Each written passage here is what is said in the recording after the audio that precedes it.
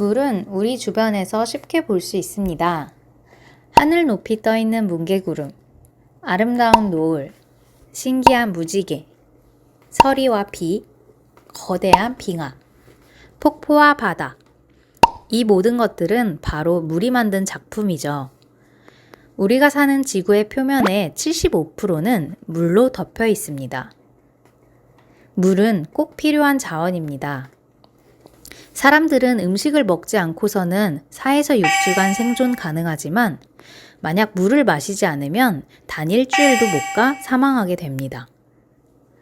우리의 몸은 70%가 물로 구성되어 있으며 체내의 물을 1에서 2%만 잃어도 괴로움을 느끼고 5에서 12%를 잃으면 생명을 잃게 됩니다. 우리 주변에서 쉽게 볼 수 있지만 소중한 물에 대해서 더 알아보도록 합시다. 이번 시간에는 물의 모습, 즉 물의 상태 변화에 대해서 알아보도록 하겠습니다. 우리 주변의 물은 여러 모습으로 있죠. 대표적으로 액체, 우리가 마시고 씻거나 농사를 짓기 위해 또는 공장에서 사용하는 물의 모습입니다. 그리고 고체, 더운 여름날 시원한 얼음물이 생각나죠? 추운 겨울엔 호수가 얼어붙으면 볼 수 있는 얼음도 떠오르고요. 멋진 얼음 조각들도 생각나지 않나요? 기체의 모습. 물이 기체라고 하면 약간 생소할 수도 있는데요. 공기 중에는 어느 정도 물이 포함되어 있어요. 이것을 수증기라고 하는데 이 수증기가 하늘 높이 올라갔다가 온도가 낮아지면 물방울이나 얼음덩어리의 형태로 모여있게 되는데 이게 바로 구름이 되는 것이죠. 우리는 물을 기체 상태로 만들어서 옷을 다리기도 하고 만두 같은 음식을 쪄먹기도 하며 가습기를 이용해 공기 중의 수분을 일정하게 유지하기도 합니다.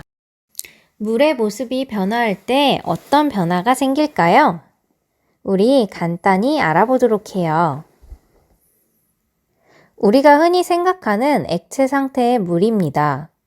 색을 잘 볼 수 있도록 색소를 넣어 주었고요. 물을 냉동실처럼 아주 차가운 곳에 두면 어떻게 될까요? 맞아요. 물이 얼어서 아마 얼음이 되겠죠? 뭔가 변화가 있어요. 물에서 얼음으로 변했을 때 어떤 차이점이 생겼는지 보이시나요? 예, 맞아요. 부피가 더 커졌어요. 얼리면서 물을 더 넣은 거라고요?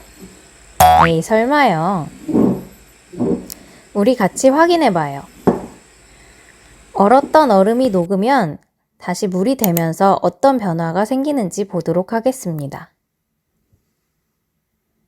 눈으로 확인할 수 있는 변화로는 먼저 얼음이었을 때보다 물이 되었을 때 높이가 더 낮아졌죠. 부피가 작아졌다는 것을 확인할 수 있습니다. 그리고 병 바깥에 물이 송글송글 맺혀 있습니다.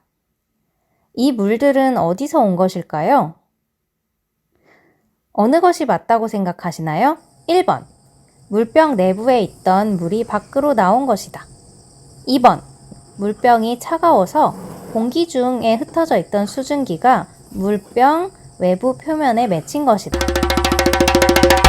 네, 정답은 2번입니다. 공기 중의 수증기가 차가운 물병과 만나면서 액체 상태로 변해서 물병 바깥에 달라붙은 것이죠. 그래서 물병 안에 있는 물은 붉은색이지만 물병 밖에 맺힌 물방울들은 투명한 색입니다.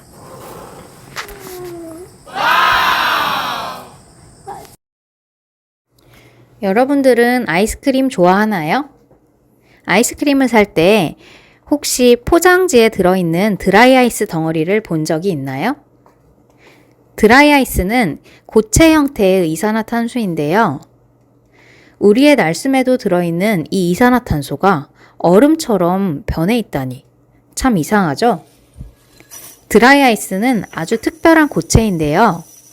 우리가 평소에 느끼는 압력의 30배의 압력이 있는 상태에서 급히 이산화탄소를 냉각시켜서 얻은 고체입니다. 이렇게 만든 드라이아이스는 공기 중에 놔두면 액체 상태를 거치지 않고 바로 기체가 되어버리는데 이를 승화라고 합니다.